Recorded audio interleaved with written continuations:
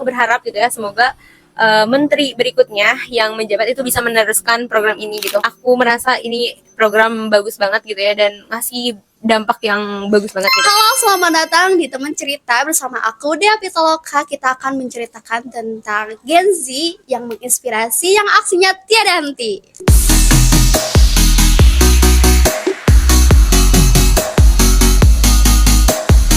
Halo, assalamualaikum teman-teman. Hari ini aku bersama Teh Enda, sosok yang bisa menginspirasi kita semua. Masya Allah. Masya Allah, tabarakallah. Bagaimana Teh Enda, sehat? Alhamdulillah, luar biasa. Masya Allah. Dengar-dengar Teh Enda itu terpilih menjadi duta inspirasi se-Jawa Barat ya. Itu kan nasional, nasional tapi mewakili provinsi Jawa Barat seperti itu ya. Nah, Dea pengen tahu bagaimana kisah atau awal perjalanan Teh Enda bisa menjadi duta inspirasi seperti itu. Nah, yang dia tahu kan kalau misalkan kita ingin menjadi anggota duta inspirasi nasional seperti itu tuh harus ada penyeleksian kan ya Teh? Tentunya yang dipilih itu adalah pemuda-pemudi yang inovatif, yang inspiratif, dan tentunya juga berprestasi. Nah, bisa diceritakan bagaimana sih Teh Enda bisa terpilih gitu seperti itu? Ya, bismillahirrahmanirrahim. Halo semuanya, Masya Allah. Makasih banget sebelumnya buat Teh Dea yang udah ngasih aku kesempatan buat ngobrol di sini. Teman-teman kenalin, aku Enda Parawangsa. Aku mahasiswa dari Universitas Pendidikan Indonesia. Dan qadarullah, kemarin Allah takdirin buat bisa alhamdulillah menjadi bagian dari Duta Inspirasi Jawa Barat. Jadi Duta Inspirasi itu adalah yayasan ataupun organisasi yang berada di bawah naungan Kemenpora gitu. Jadi Kemenpora itu bekerja sama gitu ya dengan salah satu yayasan. Nah, itu yayasan tersebut mendirikanlah Duta Inspirasi. Dan aku juga mau kenalin mungkin ya Kak Safira. Nah, Kak Safira itu dulu awal mula ketemunya itu karena beliau itu adalah salah satu mapres utama gitu. Jadi kan kita di kampus ada Pilmapres ya, pemilihan mahasiswa berprestasi, dan beliau itu adalah mapres utama nasional gitu waktu itu. Nah, terus dari sering mengagumi beliau gitu, terus seringlah lewat postingan beliau gitu tentang Duta Inspirasi itu gitu.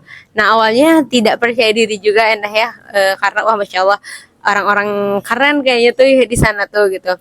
Dan qadarullah alhamdulillah punya lingkungan teman-teman yang suportif gitu. Jadi di kampus qadarullah juga sebelumnya itu kan menjadi duta kampus ya. Nah, di duta kampus itu duta kampus yang sebelumnya itu beliau itu gabung di Duta Inspirasi, Teh Yuni namanya. Halo Teh Yuni. Nah, terus beliau tuh ketika menyematkan selendang ke Endah waktu itu tuh sedang menjabat sebagai Duta Inspirasi juga gitu. Nah, ketika Endah menjabat sebagai mojang kampus, di sana banyak tanya-tanya ke beliau terkait dengan Duta Inspirasi. Jadi buat ke proses pendaftaran itu lihat dulu beberapa bulan, bahkan hampir 1 tahun lah nyirian ya Teh, kalau kata orang Sunda ya, kayak wah ini keren nih, organisasinya keren, kayaknya bisa ningkatin skill yang ada di dalam diri kita, terus bisa ngasih juga manfaat ke orang-orang yang lebih banyak. Ada nasihat dari Kak Safira yang aku ingat banget dan selalu aku terapin sampai sekarang. Jika mencari ilmu adalah ibadah, maka berprestasi adalah dakwah. Dengerin teman-teman. Nah, dari sana kayak termotivasi gitu, karena apalagi kan emang hidup kita itu ada juga kata Nabi kan khairun nas anfa'uhum linnas gitu. Sebaik-baiknya manusia itu yang bermanfaat buat orang lain gitu.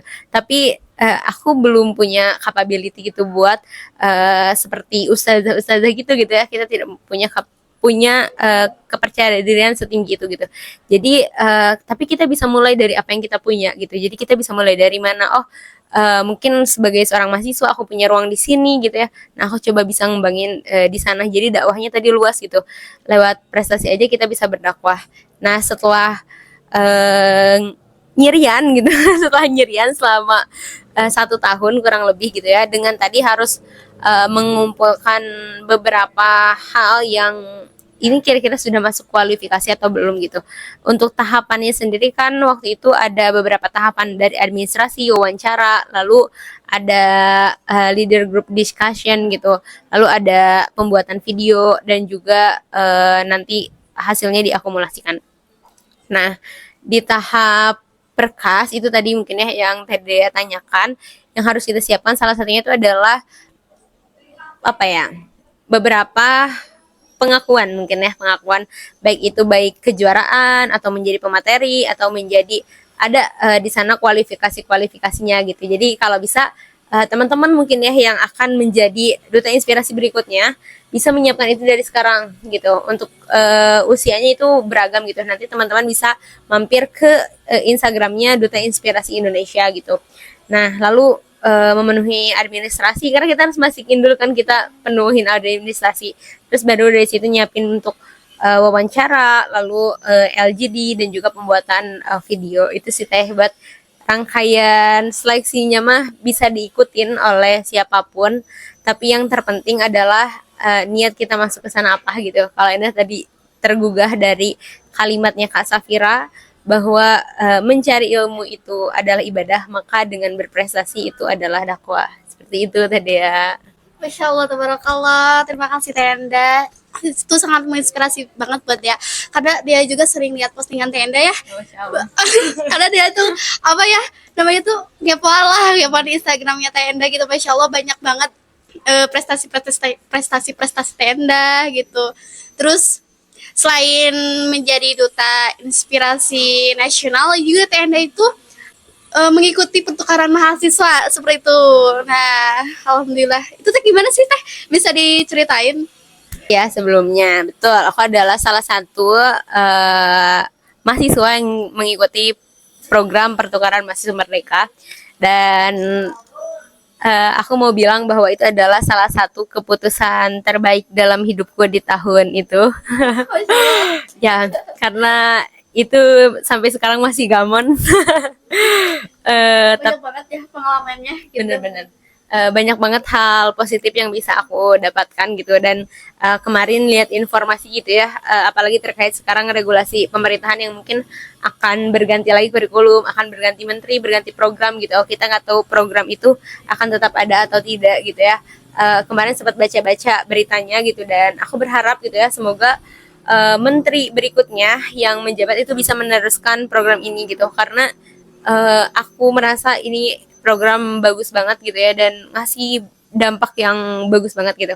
Waktu itu di program pertukaran mahasiswa, kita dari kampus aku tuh hanya berapa orang yang berangkat? Hanya 3 orang. Jadi ketika sosialisasi itu banyak sebenarnya yang daftar, tapi dengan ketakutan ini ketakutan itu, karena kan harus keluar pulau. Jadi kita sebagai orang-orang yang kuliah ataupun ber-KTP di Pulau Jawa, kita nggak bisa milih kampus yang di Pulau Jawa gitu, kita harus keluar. Nah, itu dari Kemendikbudristek. Nah, dari Kemendikbudristek lalu mengikutilah rangkaian seleksinya gitu ya. Rangkaian seleksinya ada beberapa juga, nanti bisa kita ikuti gitu ya. Ada survei kebinekaan, tes VCIT gitu, dan juga beberapa berkas-berkas administrasi yang harus kita penuhi gitu ya. Karena kemarin ada beberapa mungkin yang apa ya, tidak bukan tidak teliti, apa kurang lengkap lah, kurang diperhatikan gitu administrasinya. Ketika kita merantau kan, ketika kita sakit di sana, wah itu ternyata lumayan ribet gitu ya ngurusinnya gitu. Jadi apapun ternyata administrasi itu adalah hal yang cukup penting gitu, sebelum nanti kita mungkin nyiapin mental ya, terus juga nyiapin fisik, pesak oke ya teh ya. Fisik dan juga pesak gitu ya. Tadi yang administrasinya kita selesaikan dulu. Nah, jadi program pertukaran mahasiswa itu waktu itu di semester 5. Jadi kita ikut program pertukaran mahasiswa, ikut seleksi, alhamdulillah lolos gitu. Ada beberapa pilihan kampus dan alhamdulillah bisa lolos di pilihan pertama, yaitu di Universitas Negeri Medan. Terima kasih banyak Universitas Negeri Medan sudah menerima Endah. Dan di sana nanti kita bisa mengikuti perkuliahan dan dikonversi alhamdulillahnya gitu. Nah, itu mungkin salah satu apa ya kelebihan dari kampus-kampus yang berada di bawah naungan Kemendikbud gitu. Tapi juga untuk program-program lain gitu ya, yang kampusnya itu tidak di bawah naungan Kemendikbudristek, itu juga ada program-program lainnya gitu.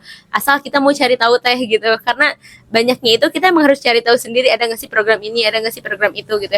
Jadi kalau buat maba-maba kayaknya bagus gitu buat di set gitu, kayak semester ini aku mau ikut apa ya, aku mau ngambil apa ya gitu. Karena ketika pas udah ada di semester tuh misalnya kita baru tahu ada program itu, aduh sayang banget kalau dulu nggak disiapin gitu. Nah, udah lolos lah ke sana, ikut perkuliahan di sana, dan alhamdulillah dikonversi full 20 SKS gitu. Kampus juga alhamdulillah support banget, kayak mungkin beberapa mata kuliah yang itu namanya itu nggak sama persis gitu ya, tapi kira-kira ini bisa masuk kemana gitu, bisa masuk kemana gitu. Dan alhamdulillah konversinya aman. Beberapa ada 2 mata kuliah juga yang aku ikutin di kampus asal gitu. Jadi ketika kuliah di sana aku ikut online juga yang di kampus asal, yang itu tidak ada di kampus sana gitu, dan itu kan mata kuliah wajib.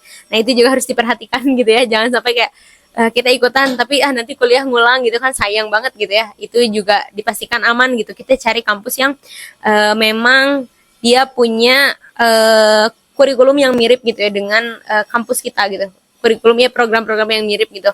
Kayak di sana sebetulnya di kampus Merdeka itu di program PMM itu kita boleh mengikuti linjur gitu, kayak lintas jurusan. Misalnya aku dari prodi PGSD, aku misalnya pengen ke jurusan TDA gitu di Ilkom, sebenarnya boleh. Misalnya aku mau di Ilkom di Bali, itu boleh sekali gitu ya, tapi itu kembali lagi ke kebijakan prodi masing-masing gitu. Nah kalau kita mau aman juga gitu ya, lebih baik kita mengurus gitu ya surat-surat untuk konversinya itu dari sebelumnya. Jadi sebelumnya sudah dipastikan, oh Anda mau ngambil matkul ini, nanti sudah dikonversi ini. Dan kebetulan di sana belum diizinkan waktu itu untuk angkatan Endah ngambil dari lintas jurusan yang lain.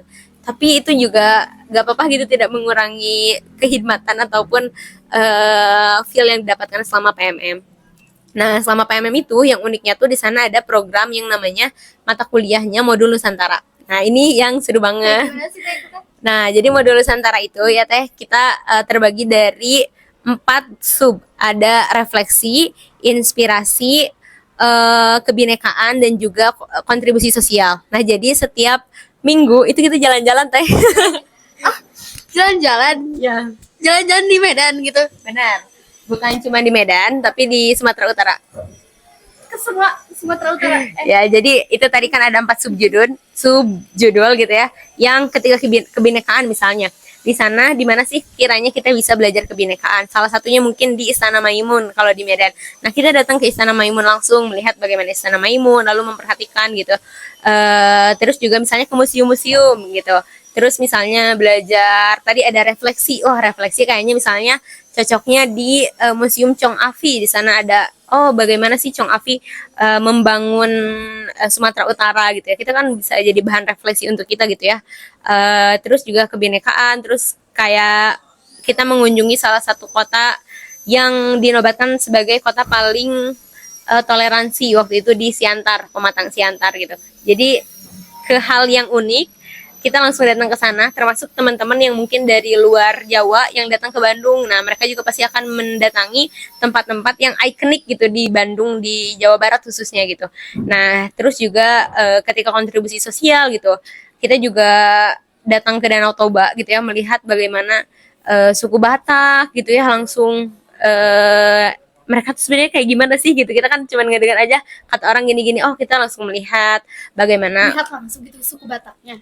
ya kehidupan di suku Batak. Di sana kan ada, kalau kita punya rumah adatnya ini kan apa rumahnya kayak rumah adat Sunda gitu. Di sana juga ada rumah adatnya namanya rumah adat Bolon gitu. Kita tinggal di sana, ngerasain gimana tinggal di rumah adat itu gitu ya. Jadi langsung terjun ke sana gitu. Nah, itu semuanya full di apa ya, difasilitasin gitu. Terus juga kan itu ada kelompok-kelompoknya. Nah, itulah yang bikin unik, di mana di dalam satu kelompok itu kayak setiap minggu kita berangkat kan mengunjungi tempat, walaupun nanti harus bikin laporan gitu ya.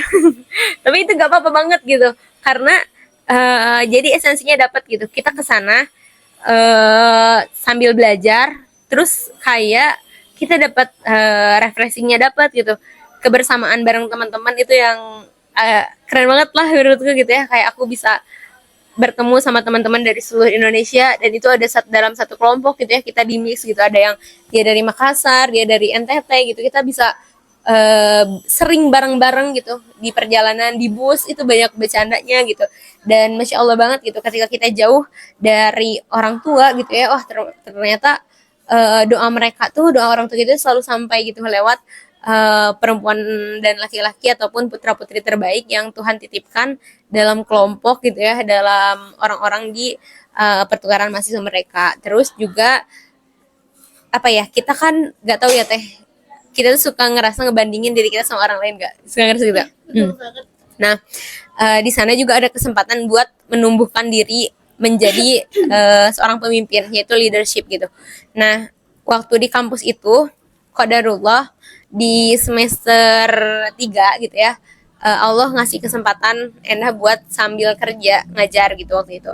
Nah, jadi aku rasa kalau misalnya aku apa sih, sambil organisasinya banyak gitu, itu gak akan maksimal gitu. Jadi waktu itu coba ngurangin beberapa organisasi di kampus, kayak himpunan mahasiswa aku tidak lanjut ke periode berikutnya gitu ya.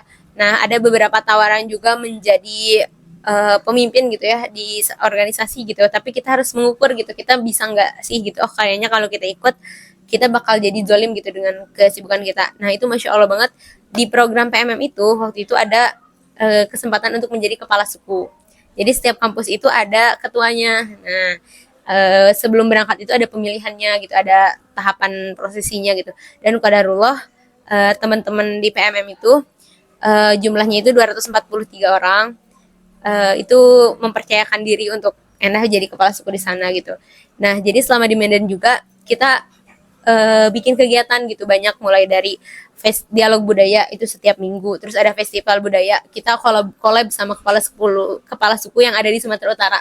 Jadi bikin kolaborasi sama teman-teman kepala suku Sumatera Utara di sana gitu, setiap kampus nampilin apa ya, ragam budayanya masing-masing gitu. Dan jadi intinya di sana di PMM aku belajar banget bahwa untuk mengenalkan Indonesia kepada anak Indonesia itu adalah dengan mengembalikan dia kepada Indonesia gitu. Jadi kayak kita misalnya sekarang Gen Z yang udah rada jauh gitu ya, mungkin agak jauh dari budaya kita gitu ya, dengan gak apa-apa kok kita mengikuti beberapa budaya asing gitu, tapi jangan lupa budaya kita gitu. Ketika kita langsung datang ke sana, wah itu benar-benar jatuh cinta lagi sih sama Indonesia, kayak Indonesia gue itu sekeren ini loh gitu.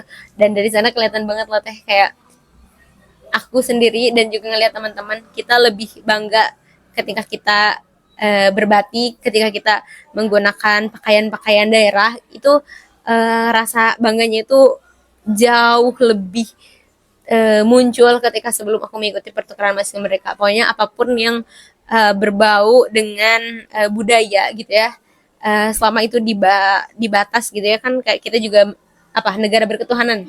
Nah, itu kita jatuh cinta dengan Indonesia dari berbagai macam sudut gitu. Aku mencintai Indonesia, dan tujuan dari PMM untuk membentuk Indonesia Emas di 2045, aku harap itu bisa tercapai karena hari itu sudah banyak mahasiswa yang dikenalkan kembali tentang jati dirinya. Itu siapa? Gitu sih Teh. Semangat, ayo ikut PMM. Dia itu awam ya tentang pertukaran mahasiswa gitu. Dia itu baru tahu juga pertukaran mahasiswa itu saat lihat postingan Teh Endah, terus dari riset di Google, oh ternyata pertukaran mahasiswa itu seperti itu. Nah, tapi dia tuh belum tahu nih kalau pertukaran mahasiswa itu kan, dia juga dengar dari Teteh ada yang bisa lintas jurusan dan ada juga yang sesuai jurusannya masing-masing gitu di kampus asal. Nah, kalau misalkan ikut pertukaran mahasiswa itu satu semester atau bagaimana lamanya itu Teh? Ya, ikutnya tuh 1 semester. Jadi di program kampus mereka itu ada beberapa kan, ada kampus mengajar, ada pertukaran mahasiswa mereka, ada MSIB gitu. Terus ada juga studi independen, ada banyak gitu. Jadi kita ikutnya 1 semester, nanti dikonversi. Termasuk tadi yang modul Nusantara juga gitu. Kita apa? Itu tuh dihitung SKS gitu setiap pertemuan itu. Terus tadi yang kita belum tahu nih ada program pertukaran mahasiswa mereka gitu. Itu sama banget gitu kayak aku ya. Jadi dulu juga aku kayak banyak banget loh ternyata program di kampus yang itu keren banget, bisa ningkatin value kita, tapi kita nggak tahu programnya gitu. Nah, caranya gimana? Ya caranya kita harus cari tahu sendiri gitu. Dan jadi mahasiswa sering dibilang agent of change. Terus juga tentang peran mahasiswa itu apa aja sih gitu. Itu bukan cuman apa ya, bukan cuman tagline gitu, tapi memang harus kita coba realisasikan. Aku selalu bilang bahwa alhamdulillah gitu ya, ke teman-teman yang ada di bidik misi gitu ya, atau sekarang KIP kuliah, bahwa kita itu orang-orang yang ini, dia ada tagline-nya kalau di kampusku itu berprestasi untuk negeri. Nah, jadi itu apa ya, luar biasa sekali gitu. Kuliah itu gak semua orang bisa gitu ya. Tapi aku gak apa-apa gitu buat teman-teman yang sama Allah mungkin belum dikasih kesempatan buat kuliah, karena belajar itu kan sepanjang hayat gitu ya. Tapi kalau buat teman-teman yang dikasih kesempatan buat kuliah gitu, ayo dimaksimalin gitu, karena gak semua orang bisa ngerasain itu gitu. Punya teman-teman yang beragam, dan mungkin di sana ketika kita masuk di kampus kita aja gitu ya, teman-teman udah beda-beda gitu, ada yang dari mana, dan ternyata itu tuh mereka tuh punya adat kebiasaannya masing-masing gitu. Kita harus beradaptasi. Mungkin oh dia bicaranya keras tapi dia bukan marah, tapi dia emang dari asal darahnya bicaranya keras gitu. Oh dia tuh bicaranya pelan-pelan gitu, tapi bukan berarti dia nggak punya keberanian. Nggak, emang dia bawaan dari sana kayak gitu ya. Oh, ngelihat yang beragam itu gimana sih kita bisa tetap jadi diri kita sendiri. Kita nggak nggak diwarnai orang lain, tapi kita mewarnai orang lain gitu kalau bisa gitu ya. Nah, tadi kita berangkat dari, Masya Allah banget gitu. Aku nggak nyangka sama Allah bisa dikasih kesempatan buat dapet beasiswa KIP gitu ya. Dan terus juga aku selalu bersyukur banget, terima kasih banyak gitu. Aku selalu ingat kalau misalnya lagi males belajar gitu ya. Endah itu kuliah dari keringat ayah di seluruh Indonesia, dan Endah itu didoakan oleh seluruh air mata doa ibu yang ada di seluruh Indonesia gitu. Jadi Endah punya tanggung jawab buat menyelesaikan itu sebaik yang Endah bisa, bukan ngelihat orang lain gitu. Kayak mungkin orang lain pas awal masuk kuliah, wah dia misalnya langsung prestasinya tuh jebret gitu ya teh ya. Nah, kalau misalnya sekarang yang lagi viral itu di COC ya teh ya. Di COC ya. Nah, itu kan kita ngelihat gitu bagaimana orang-orang terbentuk itu dia bisa kayak gitu karena dia pertama sama Allah dikasih potensi di bidang sana, lalu dikembangkan oleh privilege orang tua yang mendukung itu, terus dia ada di lingkungan yang tepat juga. Jadi tadi modal dari diri sendiri, terus didukung orang tua, terus punya lingkungan yang tepat juga gitu. Jadi wah, itu potensinya akan lebih cepat berkembang gitu. Kalau di PGSD mah waktu awal teh diajarin tentang teori kebutuhan Maslow gitu. Di sana pas semakin awal kuliah tuh kayak makin menyadari, oh kebutuhan manusia teh, kebutuhan diri aku sendiri tuh itu ternyata gitu. Nah, mungkin kita mau buat ada di tahap mengaktualisasikan diri teh, wah tahapannya tuh berat gitu. Makanya jadi gak apa-apa orang lain mungkin tadi yang awalnya masuk udah jebret-jebret, kita nggak usah, kita mah mulai dari start kita aja, karena kita punya start kita, terus punya finish kita juga sendiri gitu. Nah, terus ngeliat lah misalnya cutting di sana kan banyak pasti ya cutting kita yang lebih awal ada di sana. Oh, mereka keren ya, mereka berprestasi gitu. Jangan malu nanya. Kayak Teh Dea misalnya, Teh Dea ikut Pilmapres. Teh Dea tuh angkatan waktu itu misalnya angkatan 2019 yang udah mau keluar gitu.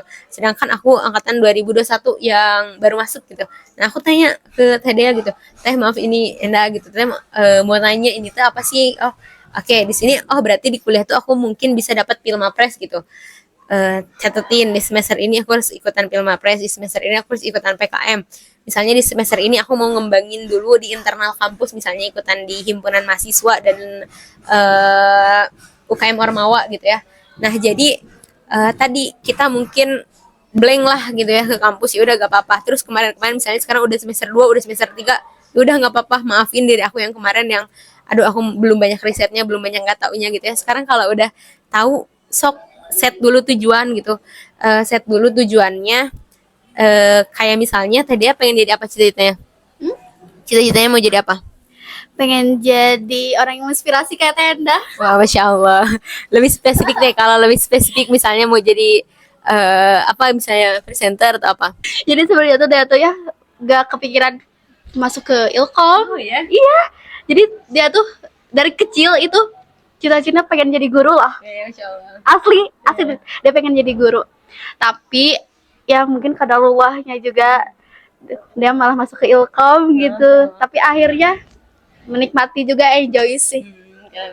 Mau kalau di Ilkom bisa jadi presenter, bisa jadi apa gitu. Tapi gak apa-apa kan, kayak setingkat Najwa Shihab aja dia pernah salah jurusan kan. Najwa Shihab yang seorang sekarang jurnalis yang luar biasa gitu ya. Dulu dia kan nggak langsung masuk jurusan komunikasi gitu ya, tapi dia menemukan passionnya ketika magang ya, terus udah kuliah, dan itu nggak jadi sia-sia buat dia gitu ya, tapi ilmunya tuh jadi penguat gitu. Nah misalnya Enda udah bulet nih misalnya mau jadi jurnalistik, misalnya mau jadi kayak Najwa Shihab gitu.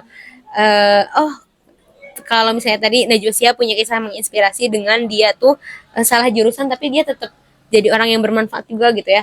Nah kita cari track recordnya kira-kira harus ngapain ya biar bisa kayak dia. Kan kalau kita mau nyampe di satu tempat yang sama, kita itu tinggal ngikutin aja jejak dia kan gitu ya. Nah, nanya-nanya gitu. Jadi pertama set dulu, oh aku tuh cita-citanya mau jadi apa gitu. Oh aku cita-citanya mau jadi A gitu. A tuh kayak siapa sih? Oh kayak si B misalnya.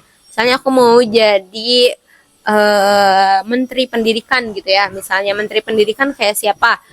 Misalnya mau jadi kayak Nadiem Makarim gitu.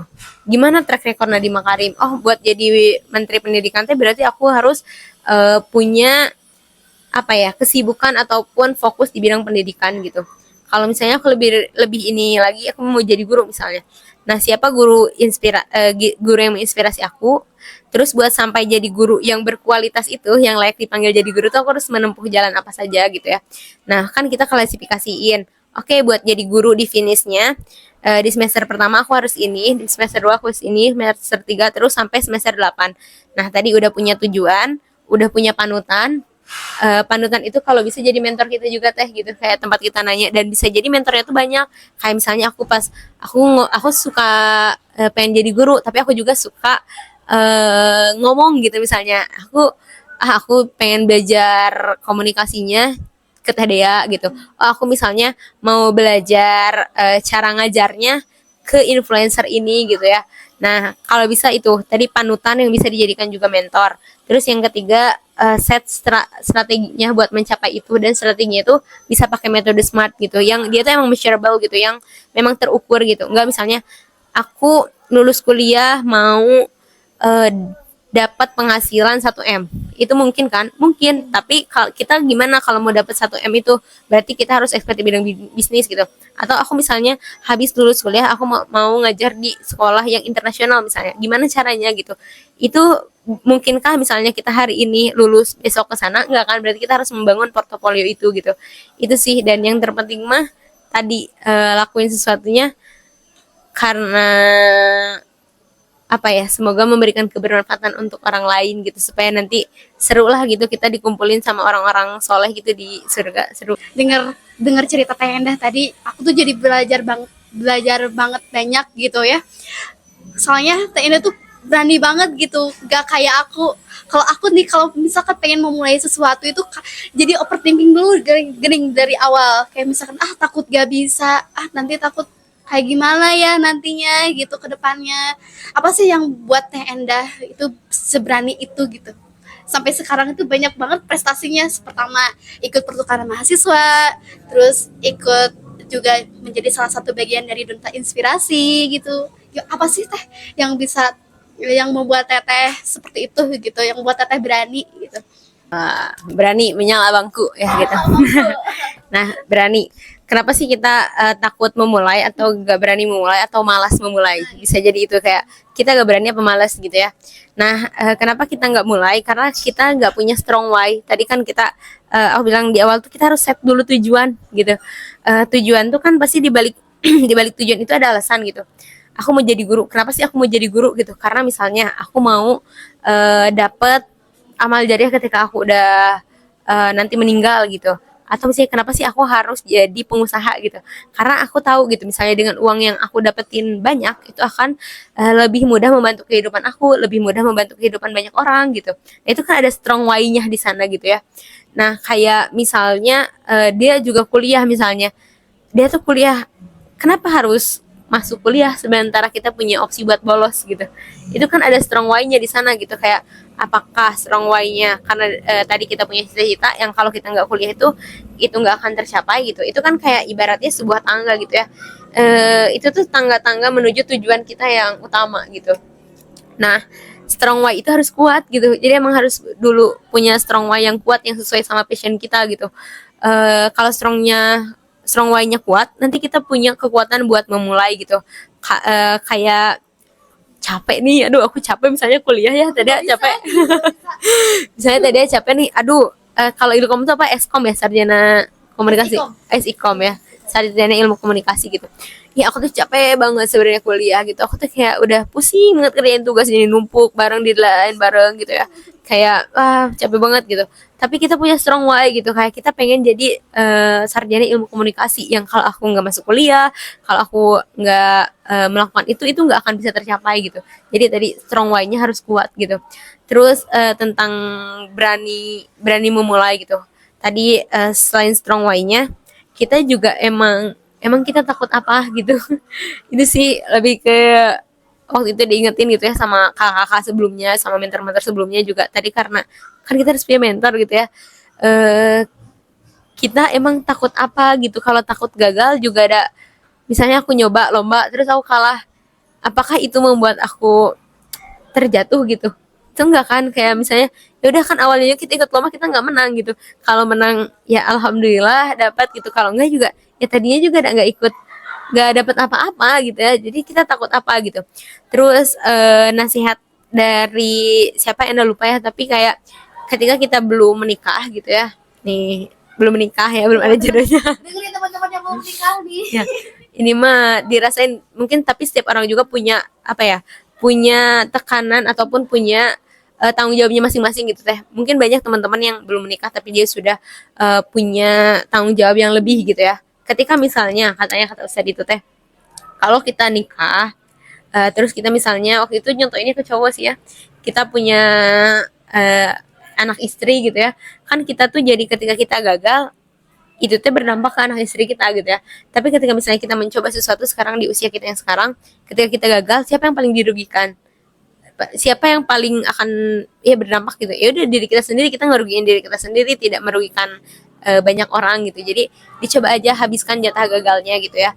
Kayak waktu di pertukaran mahasiswa teh, aku waktu itu ketika bikin program kerja gitu ya, kan ada banyak program kerjanya yang alhamdulillah itu disupport, walaupun kita harus audiensi beberapa kali terkait dengan perizinan gitu, karena kan itu kalau bikin festival budaya malam gitu ya, dan ngabisin dana juga gitu. Tapi gimana ya ilmu ngelobi supaya kita bisa dapat dana disupport gitu ya, izin disupport gitu, itu sebelumnya itu pernah didapetin ketika kepanitiaan di kampus yang mungkin aku waktu itu gagal teh, pernah gagal gitu. Kayak sekarang misalnya seneng MC gitu ya, sebelumnya itu sering dapat evaluasian MC gitu, kayak ih kamu nyobain, takut berapa kali latihan itu buat sekali tampil teh, terus dievaluasi. Kan ada pengawasnya ya, kalau di kampus ada legislatif, ada eksekutif gitu, terus dievaluasi. Kadang sakit hati awal-awal gimana ya, tapi kesini sadar bahwa oh itu teh membuat kita bertumbuh gitu ya.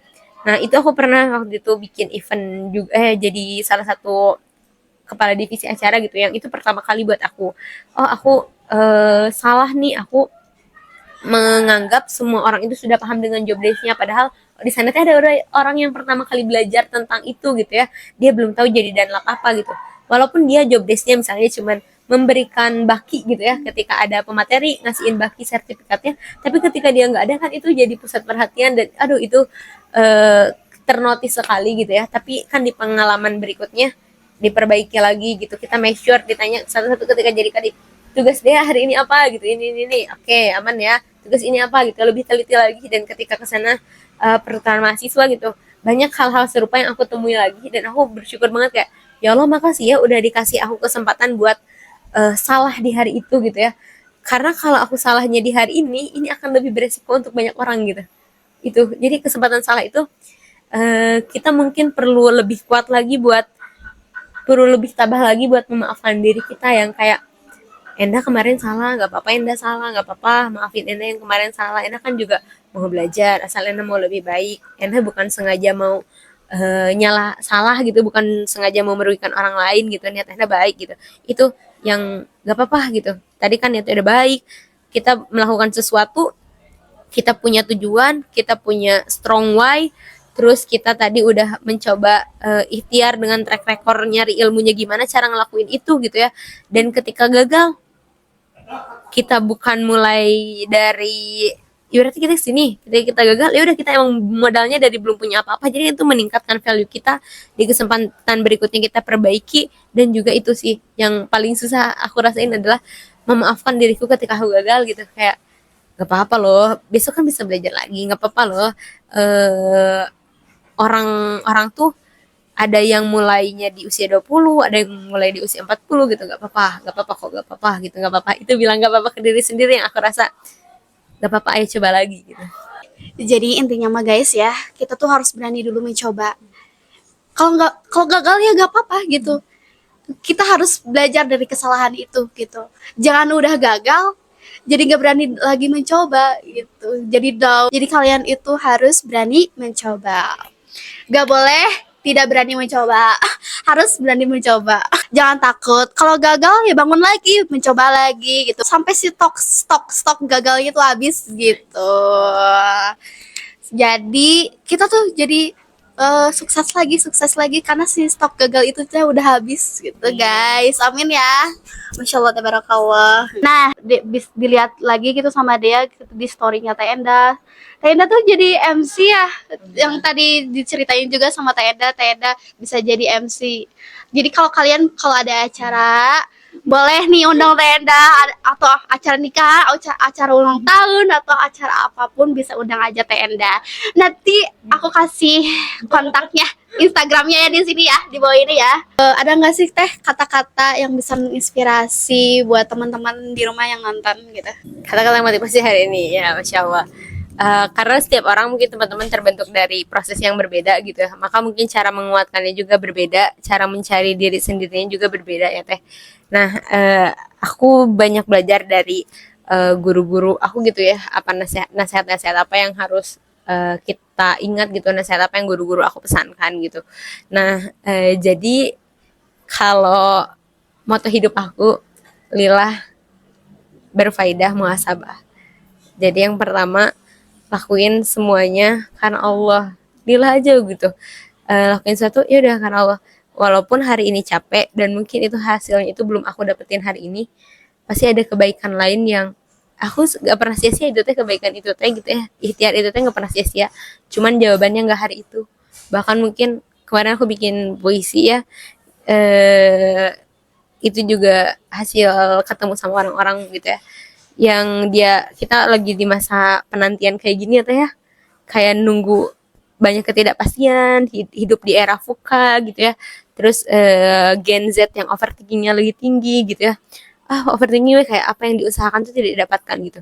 eh, Salah satu lirik puisinya, salah satu bait di puisinya itu, bagaimana jika sabar itu memang harus tak berujung, yang pada intinya adalah bagaimana jika air mata itu memang harus kamu hapus sendirian gitu, karena bisa jadi hasil penantian dari segala apa yang diupayakan itu adalah surga.